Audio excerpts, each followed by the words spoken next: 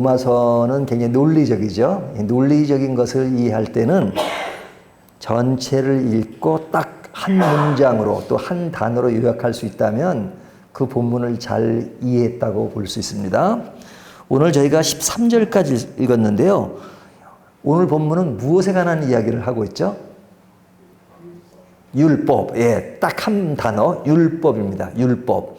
율법에 대한 이야기를 자세히 들여다보면 1절부터 13절까지 각 절 한 절도 빠지지 않고 그 법에 대한 단어가 나와요. 법, 율법, 계명. 이 단어가 한 절도 빠지지 않고 계속 법, 율법, 계명 이야기를 계속 이어갑니다. 그러니까 지금 말씀은 율법에 관한 말씀을 굉장히 심도 있게 하는 겁니다.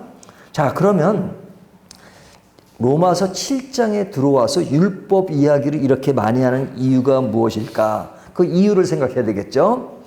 우리가 지금 7장을 보는데 6장, 7장은 구원에 관한 이야기를 하면서 특별히 어디에 강조점을 두고 얘기하면 성화에 관한 강조점을 하고 있습니다. 성화. 성화라고 하는 것은 뭐예요?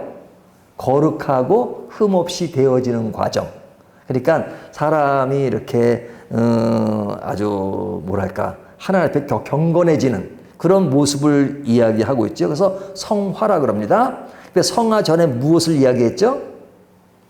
칭의. 칭의는 의롭다라고 칭하는 겁니다. 그래서 3장 22절부터 5장 마지막까지는 칭의에 관한 이야기를 하는데 칭의라는 것은 사람에 대해서 너는 의롭다라고 칭한 것이니까 법정적 용어라는 것을 강조했죠. 판사가 이제 무죄하고 판결한 겁니다. 그러니까 너희는 무죄야라고 이런 법정적인 선포를 한 겁니다. 그렇게 무죄로 선고받은 우리들이 이제는 실제 생활 가운데 어떻게 돼야 되느냐? 이젠 거룩하고 흠없이 돼야 된다. 칭이라는 것은 사망에서 생명으로 옮겨진 것을 이야기합니다. 사망이었는데 생명으로 옮겨졌어요. 그러면 이제 거룩하고 흠없이 자라가는 것, 이것을 성화라고 합니다. 그래서 6장, 7장은 성화에 관한 이야기를 했어요. 그러니까 성화에 관한 이야기를 할 때 너희가 은혜 아래 있기 때문에 죄를 질 수 있느냐? 그럴 수 없느니라 하면서 그 이야기를 계속했죠. 자, 그러면 지금 성화에 대한 이야기를 이렇게 하고 있는데 왜 율법이란 말을 계속 반복하고 있을까 하는 것이죠. 우리가 율법이란 말은 앞에 칭의를 얘기할 때 율법으로 구원을 얻느냐 못 얻느냐 할 때 구원을 얻는다 그랬어요? 못 얻는다 그랬어요? 율법으로는 구원을 얻을 사람이 없죠. 그러니까 율법이 아니고 인간의 공로가 아니라 하나님의 은혜로 구원을 얻는다. 그래서 하나님의 은혜와 대비시키기 위해서 율법에 대한 이야기가 칭의 이야기할 때 많이 나왔어요. 칭의. 또 죄 문제를 이야기할 때 유대인들이 율법에 아주 집착하니까 그 율법에 너희가 잘 지킨다고 하지만 너희는 도리어 율법을 더 범하는 사람이다. 이런 이야기를 했잖아요. 그래서 앞에 율법이란 이야기를 칭의와 대비시켜서 많이 이야기했는데 그 이야기가 지금 성화 이야기를 하면서 율법의 이야기가 그것도 보통 나오는 것이 아니라 13절까지 한 절도 빠지지 않고 지금 계속해서 율법에 대한 이야기를 하는 겁니다. 그러니까 그 율법에 대한 이야기를 왜 하느냐? 사람들이 성화하면 뭘 보고 성화라고 생각하냐면 율법을 잘 지키는 것을 성화라고 생각한단 말이죠. 율법을 잘 지키는 거. 그러니까 사람이 거룩하게 되어지는 것이 뭐냐? 그 율법을 잘 지키는 것이 성화다. 자, 그러면 이런 생각을 갖게 되잖아요.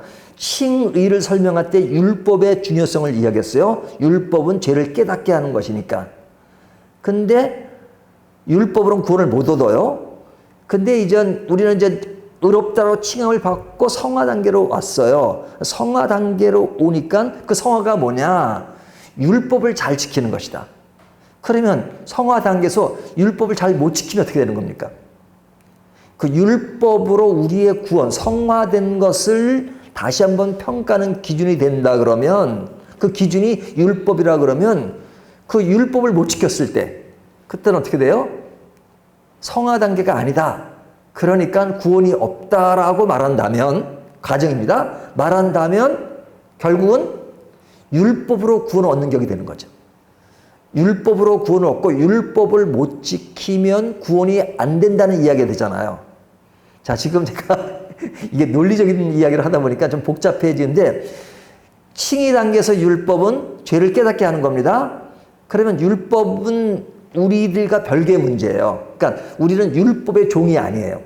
의의 종이에요. 그러니까 율법은 이제 물 건너갔어요. 그러면 물 건너갔다고 생각했는데 성화 단계에서 율법을 안 지키면 구원이 사라지는 것이다. 그러면 율법을 다시 불러와서 그것으로 구원을 평가받는 것이라면 그러면 논리가 막 뒤섞이는 격이 돼버리잖아요. 오늘 본문이 그런 이야기를 하는 겁니다. 자, 그러면 성화와 율법은 관련이 없는 것이냐? 그 이야기를 오늘 본문이 아주 디테일하게 하고 있는데요. 1절부터 3절까지 이야기를 보면 뭐냐면 율법을 남편과 아내로 비유합니다. 자, 남편과 아내 1절부터 3절까지 보면요. 1절 형제들아 내가 법 아는 자들에게 말하노니 너희는 그 법이 사람이 살 동안만 그를 주관하는 줄 알지 못하느냐. 남편이 있는 여인이 그러면서 남편과 아내에 대한 이야기를 했는데 자, 남편과 아내가 이제 살고 있어요. 그런데 이 여인이 다른 남자를 만나면 어떻게 되는 겁니까? 오늘 본문에 보니까 음녀라 그러죠. 음녀라, 음녀다. 그래서 2절, 3절에 보면 음녀라 그래요. 그런데 남편이 죽으면 그 여인은 자유롭죠. 다른 곳으로 시집을 가도 그것은 문제가 안 돼요. 하지만 남편이 있는데 다른 남자에게 시집 갈 수 있는 건 말이 안 되는 거죠. 그러니까 지금 이 율법에 관한 이야기를 지금 남편으로 비유를 하고 있는 겁니다. 그러니까 남편이 있어요. 그러면 다른 데 갈 수가 없어요. 근데 남편이 죽으면 그 여인은 자유롭게 되잖아요. 그러니까 지금 이것은 이제 비유로 얘기하는 겁니다. 그러니까 남편이 죽으면 여자가 자유롭게 된다. 근데 율법이 죽습니까? 죽지 않습니까? 자, 남편은 죽을 수 있어요. 하지만 율법은 죽을 수가 없잖아요. 오늘날 우리가 성경을 볼 때 율법은 성경이 아니야. 그렇게 말하면 안 되죠. 오늘 본문에 보면 율법에 대해서 뭐라고 얘기하냐면 12절 이러보건대 율법은 거룩하고 계명도 거룩하고 의로우며 선하도다 그러죠. 그러니까 율법 자체는 하나님이 주신 것이고 또 하나님의 말씀이고 또 우리에게 굉장히 유용하고 그래서 율법 자체가 없어졌다고 이야기하는 것이 아니에요. 율법은 지금 현재도 거룩하고 선하고 의로워요. 하지만 율법 자체가 사라졌다. 우리가 율법의 종이 아니라고 말하는 것은 율법 자체가 우리가 구원의 조건이 될 수 없다는 것이고 율법은 죄를 깨닫게 한다는 것이고 우리는 이제는 은혜 아래 있기 때문에 율법에 소속돼서 율법에 내 생명이 연결되어 있지 않다는 거예요. 그런 의미에서 율법이 죽었다는 거예요. 그러니까 남편은 죽을 수 있지만 율법은 죽지 않아요. 여전히 살아있어요. 하지만 우리가 그 율법에 대해서 죽었다 이렇게 말하는 거죠. 2절 보세요. 남편 있는 여인이 그 남편 생전에는 법으로 그에게 매인바되나 만일 그 남편이 죽으면 남편의 법에서 벗어나느니라. 3절 그러므로 만일 그 남편 생전에 다른 남자에게 가면 음녀라. 그러나 만일 남편이 죽으면 그 법에서 자유롭게 되나니 다른 남자에게 갈지라도 음녀가 되지 아니하리라. 그러니까 그 율법은 지금 여전히 살아있는데 율법 안에서 벗어난 그 여인이 자유롭게 되는 거라 이거죠. 그 여인을 이제 우리로 상징하는 거죠. 그러니까 율법은 죽지 않지만 우리는 율법에서 우리가 죽은 거예요. 우리가 죽은 겁니다. 그러니까 이제 이런 비유는 실제적으로는 그렇지 않지만 어떤 아내가 남편이랑 사는데 그 남편이 맨날 그 아내를 패고 그냥 못 살게 굴고 막 상처를 내고 그 사람이 살 수 없을 정도로 악한 남자예요. 그런데 다른 남자가 그 사람을 살리고 싶어. 그러면 그 남자가 그 여인을 내가 데려와서 내 아내로 삼고 싶어요. 그러면은 그것이 불가능하죠? 그 남자가 살아있는데. 근데 만약에 그 여자가 죽으면 어떻게 됩니까? 그 여자가 죽으면 그 남편과 상관이 없는 거죠? 남편과 상관이 없어요. 그래서 이 남자가, 이건 현실로 불가능한 얘기지만 예니까요. 그 남자가 여자를 선의적으로 죽였어. 이건 비유니까 선의적으로 죽였어요. 그리고 죽은 다음에 남편과 이제 완전히 정리가 된 다음에 그 여자를 살려서 내 아내로 데려왔어요. 그러면 그 여자는 합법적으로 아내가 되고, 그리고 그 남자로부터 그냥 구박을 받고 그런 것에서 완전히 해방되고 새로운 삶을 살게 되는 거죠. 그 비유가 적절하진 않아요. 현실적이지도 않고. 하지만 구원의 원리는 그래요. 그러니까 우리는 율법 아래 있어요. 율법 아래서 그 노예가 될 수밖에 없어요. 왜? 율법은 거룩하지만 사람이 뭘 하지 말라 그러면 더 하고 싶잖아요. 율법에 규정이 있으면, 규정이 없을 때는 도둑질 하지 말라 그러면 그냥 도둑질 하지 말라는 그 조항이 없으면 그냥 도둑질 자체가 죄지만 그냥 죄인 걸 잘 몰라요. 도둑질이라는 건 너무 명료한 것이지만 우리가 지금 현재 법이라는 게 얼마나 많아요. 하지만 법의 조항을 모를 때는 그것이 죄인지를 모른단 말이죠. 죄가 아닌 건 아닌데.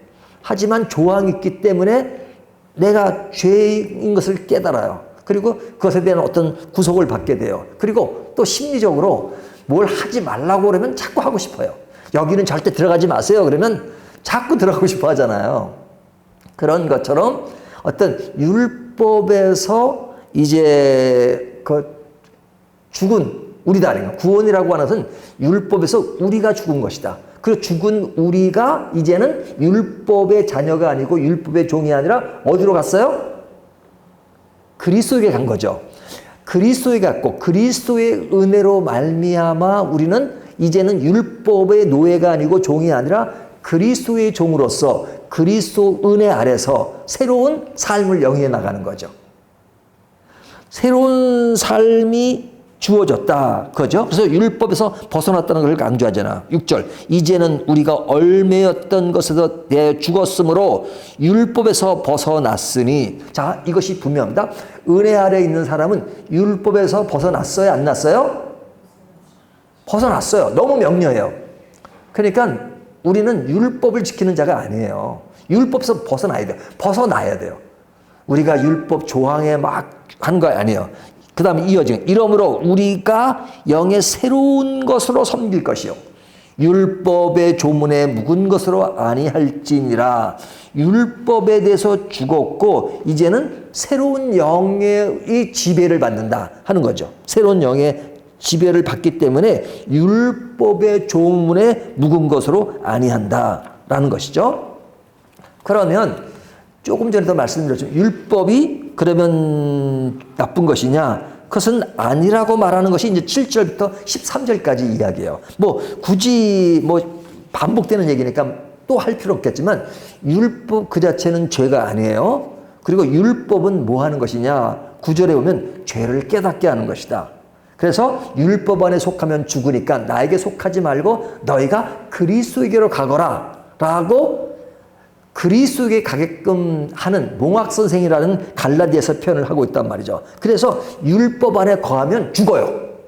죽어요. 그러니까 율법이 없어도 죽어요. 제일이니까. 하지만 율법이 너는 죽는 사람이라는 것을 아주 명료하게 이야기하고 나에게 속하면 죽는다. 왜? 율법에 속하면 율법을 지키는 자가 없기 때문에 완전히 지키는 자가 없기 때문에 넌 죽는다. 그러니까 나에게 가까이 오지 마. 가까이 오면 죽어.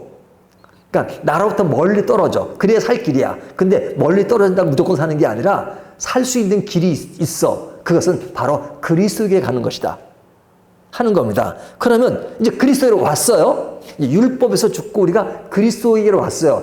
그리스도에게 와서 이제는 그리스도 안에서 이제는 좀 더 거룩하고 흠없이 자라나는 과정인데 그렇게 과정을 평가하기 위해서 뭐로 평가해야 되느냐? 율법으로 평가한다? 그러면 예수 믿은 이후에 율법을 완전히 지키나요, 못 지키나요? 뭐 믿기 전에 당연히 못 지키는 거고, 예수를 믿은 이후에 율법을 완전히 지켜요, 못 지켜요? 지킨다 하시는 분 이제 내일부터 이제 설교하십시오. 여기 나가서. 저는 못 지켜요. 그러니까 예수 믿은 이후에도 율법을 못 지켜요. 그래서 내일 본문에 보면 사도 바울이 탄식하는 얘기가 나옵니다. 오라 나는 공고한 사람이다. 누가 이 사망의 몸에서 나를 건져내랴. 그러니까 성화라고 말할 때 율법의 기준에서 성화를 다시 한번 비춰보면 여전히 나는 성화되는 과정이긴 하지만 성화되지 못한 측면이 계속 반복되고 그 성화의 기준으로 나를 구원으로 평가한다면 역시 나는 구원 못 받았어. 이렇게 돼버린단 말이죠. 그래서 성화 단계에서도 율법에 대해서 뭐 된다고요? 죽은 거예요, 율법에 대해서. 그러니까 율법을 성화로서 평가하고 판명받는 것이 아니라 이제는 다른 세계에서 평가를 받는 거야. 다른 세계와 다른 기준으로 성화의 기준과 성화의 모든 것을 평가해야 된단 말이죠. 그것을 오늘 본문은 뭐라고 말하냐면 6절 다시 볼까요? 중간에 우리가 영의 새로운 것으로 섬길 것이요. 영의 새로운 것으로 섬긴다 하는 것입니다. 그 이야기를 굉장히 집중적으로 해야 돼요. 그래서 그 이야기가 이제 내일 본문과 이전 내일 모레 8장의 본문이 아주 집중적으로 얘기합니다. 이것을 이제 오늘 다 얘기할 수 없고 내일 본문이니까 내일 얘기했으니까 개봉 같습니다. 그 다음 얘기가 좀 궁금하시죠? 그러니까 내일 꼭 참석을 하셔야 돼요. 자, 성화 단계에서 율법과는 이제 거리가 있는 겁니다. 뭐 그렇다고 해서 율법이 거룩하지 않은 건 아니에요. 그러면 우리는 예수 믿은 이후에 어떻게 거룩해지고 경건해질 수 있는가? 그것은 어떻게 되느냐? 예를 들면 어떤 사람이 담배를 그렇게 피워요. 네? 담배를 피워. 근데 담배를 끊어야 되겠어요. 끊어야 되겠어요. 그러면 어떤 사람이 담배를 끊으려면 그거 매일 노력을 해야 돼. 노력을 해야 돼. 그러면 그 사람이 이렇게 말합니다. 노력을 해도 안 되는데요. 그러니까 더 노력을 해야지. 그럼 더 노력한다고 끊어지는 사람도 있지만 못 끊어지는 사람도 있잖아요. 그러니까 보통 일반적으로는 그냥 노력을 해서 끊어라 하는 것이 일반적인 얘기예요. 근데 일반적인 얘기지만 율법의 성격이 그런 것이죠. 율법은 그런 거 하면 안 돼. 그러면 돼. 하지 마라. 하라. 이거잖아, 율법이. 그러니까 그 율법의 기준으로 하라 하지 말라 그러면 그건 아는데 안 된다 이거지. 안 된다. 그러면 그거 뭐 담배 피우는 거 가지고 뭐 구워놓고 그런 건 아니야. 예수를 믿어. 그래서 예수를 믿게 됐어요. 예수를 믿은 이도 담배를 피워요. 담배를 피워요. 근데 이제 교회 올 때마다 이제 담배 냄새가 확 나니까 이제 사람들이 덕이 안 돼요. 그러니까 이제는 예수 믿은 지도 오래 했으니까 이제 담배 끊고 좀 이제 덕이 돼야지. 뭐 담배 그 자체가 뭐 죄고 그게 아니지만은 그러나 그냥 그거 덕이 안 되잖아. 그러면 그래 내가 이거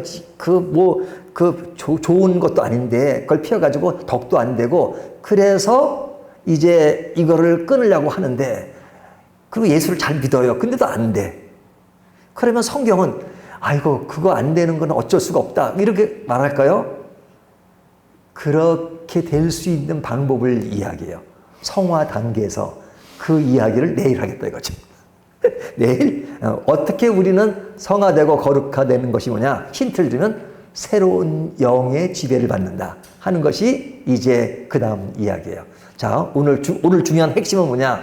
우리는 성화 단계에서도 율법 안에 있지 않다는 거, 새로운 세계에 있다는 거, 은혜 아래에 있다는 거, 그 은혜가 뭐냐 하는 것을 내일 말씀드리고 오늘은 우리가 자유와 해방 속에서 예수를 믿는 것은 그런 구속이 되어서 믿는 것이 아니라 새로운 세계 가운데 믿는 것이다 하는 것들을 더 깊이 느끼면서 자유 안에서 기쁨 안에서 더욱더 예수를 더 잘 믿어가는 저와 여러분이 되시기를 주님의 이름으로 축원합니다.